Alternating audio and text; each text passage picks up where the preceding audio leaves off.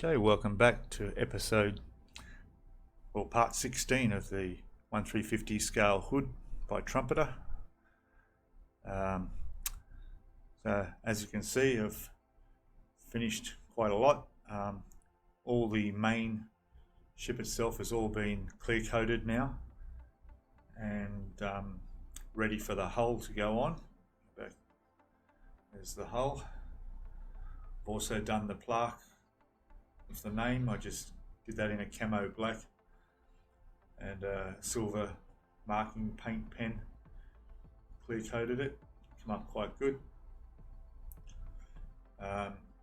So yeah, I'll just be attaching the hull. I've left the turrets ready to come off because I'm going to use those as a pressure point to push down, put weight on there so that it's going to adhere to the hull quite all right. And then we'll be starting on the weathering, and as you see over here, most of my weathering gear ready. I've got all my weathering colours, panel line markers, rust colour there, a few MIG greys, the odorless solvent to work on the enamel paint, which will create the salt effect on the hull. I've got the Tamiya soot, rust and snow. Don't think I'll need the snow, but the soot and rust will come in handy. All the little applicators all ready to go. Looking forward to doing that part. While I was at it, I rearranged my shelf. As you'll see over here, got my displays all set up. So you got the Missouri there, all 1350 scale. Got the Chikuma Japanese ship there, another aircraft carrier. There's the big Kitty Hawk. It's all the interior hangar bays all done. It lights up. I've got LED lights all up in there. We'll have a look at that. I'll put a video together on that in the not too distant future. As we go down, we've got the US Franklin aircraft carrier down there. I've just bought the mirror backs for these shelves, so it makes it look quite good. So at least you can put it up against the wall and still be able to see the other side. There's a little Japanese submarine down there, the I-400. I think I've got a video on that. And I got the U-boat submarine, German submarine, in the other room on a similar shelf. This hood, when it's done, will go somewhere. Haven't got a great deal of space, but I'm sure we'll work out some place for it. So yeah, I'll get onto this and probably start attaching the hull, and we'll come back in a second, see how that looks, and I'll make a start on the weathering, and we'll have a look at the process I go through weathering this thing up. Okay, back shortly. Okay, welcome back. We're at the point now where we can start the weathering process. I thought I'd just show you my setup here. So basically I've got the lights set up and the ship up on a bit of an angle here, so I can look at the whole side of this, it here. I have paper towels. I have some oil paints here that I'll mostly be trying out for some rust effects. I'm using, we've got panel wash here, panel line, which I'll start with, working through different spots across the superstructure and the turrets. getting all the rivet detail and everything up, showing up a bit more. I've also got the Tamiya weathering kit here with the soot and rust. Particularly using the soot will be around the smokestacks where obviously they're going to get quite dirty.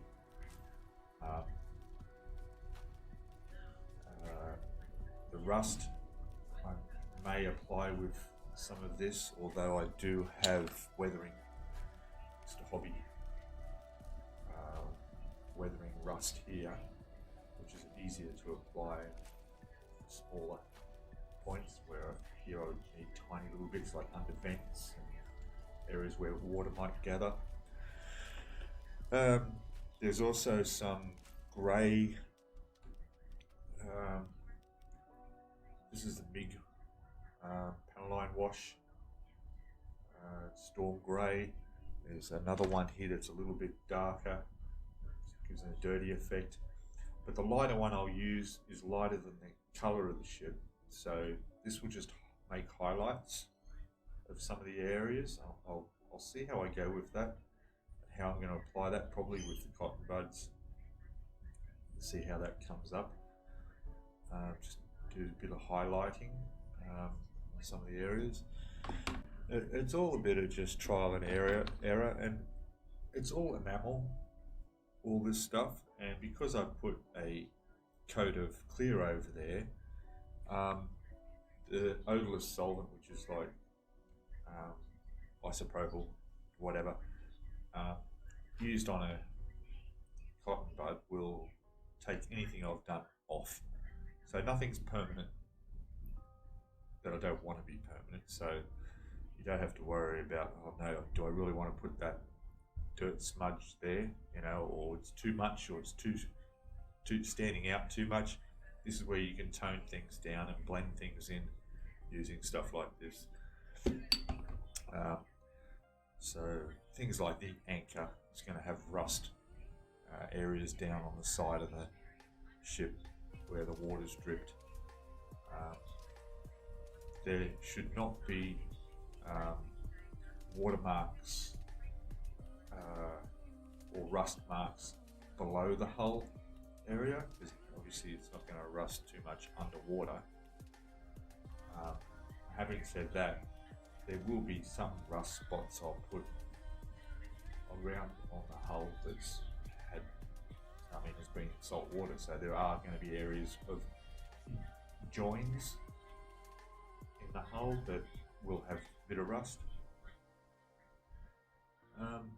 Yeah, so it's just where to begin. I'll probably start on the superstructure itself. I tend to like working from the top down, so I literally work right at the top of the up here, and then work my way down, and then do both sides and see how it looks, and just work my way through. As for the decking,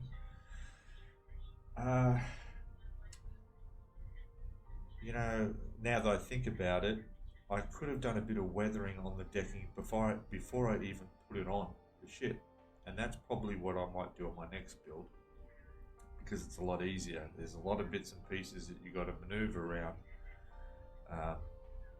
if you're going to do any weathering or put washers on there, then it's just going to be really awkward. So the decking will be in reasonably good condition.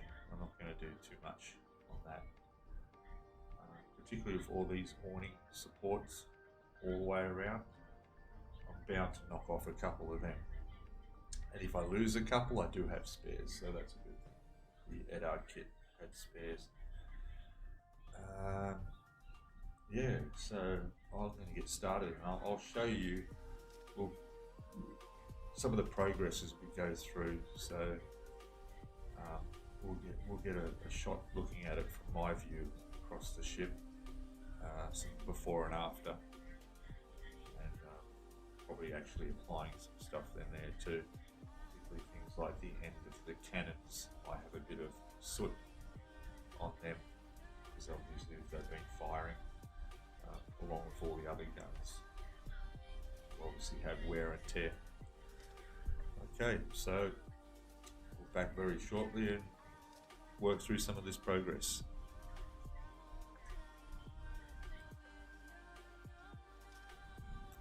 Okay, welcome back. I've done a bit of the weathering on the deck here. There's not too much to do because from all the video and photographs of the hood that I've seen, the crew seemed to have taken quite good care of this ship, and it was actually very clean. So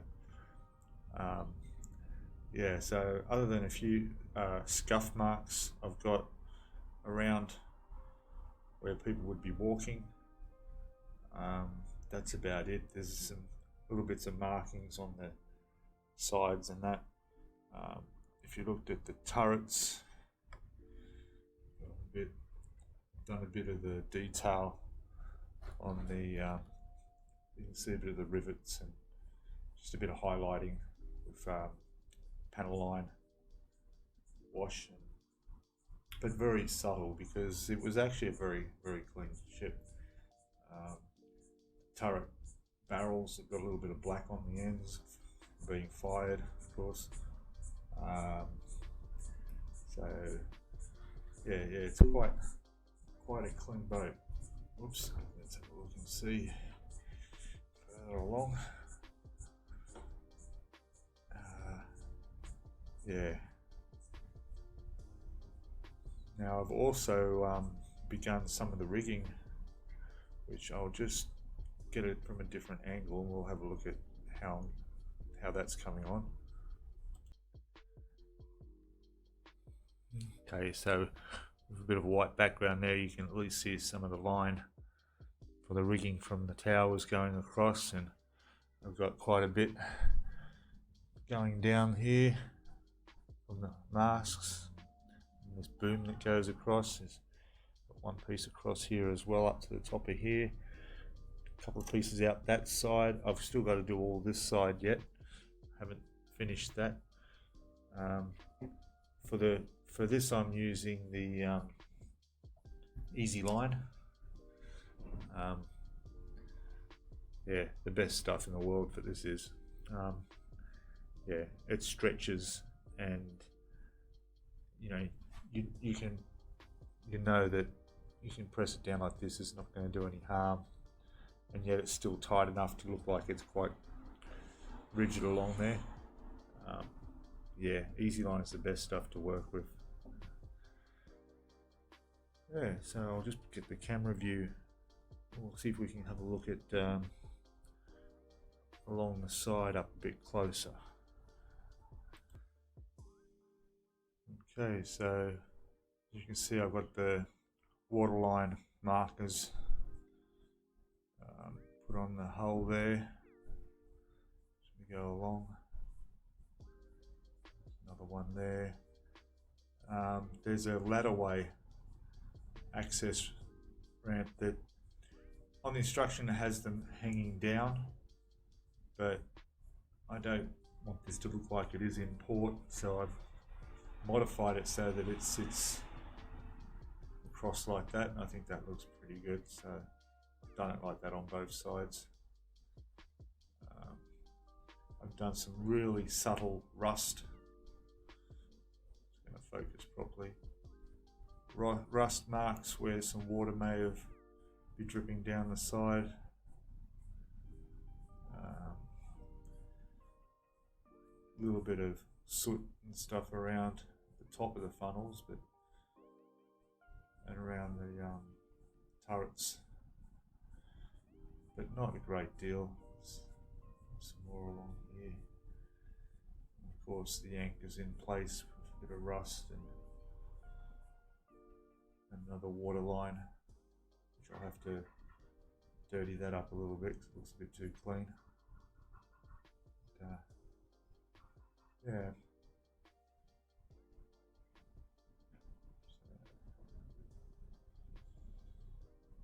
See most of the rivets along on those turrets, and a few, smudges of marks on the balconies at the top there. Bit of soot around the walkways. Overall, most of the decking I haven't really touched. Again, even the footage of the ship I've seen of old film footage, it remarkably shows how well this ship was kept in good, clean condition.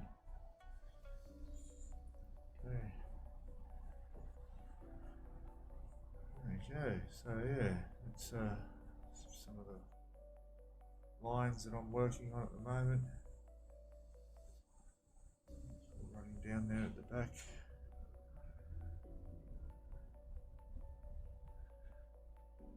Yeah. Okay, so that will be it. We'll have one more video after this, the last part of the series, which will show this completed, because I do plan to hopefully finish this by tomorrow. I'm going to do a bit of weathering along the hull, but again, not too much. And yeah, I'll have that completed, and then after that I'll be doing an unboxing of my next ship, which I will keep that under wraps, other than to say it will be a 1/200 scale. First time I've done one that size, and anyway, you'll have to wait for that. That'll be coming up. That'll be a big build, and that actually should be arriving tomorrow. So okay, so thank you for watching, and please subscribe and get notifications for the next final video of this HMS Hood, which will be complete.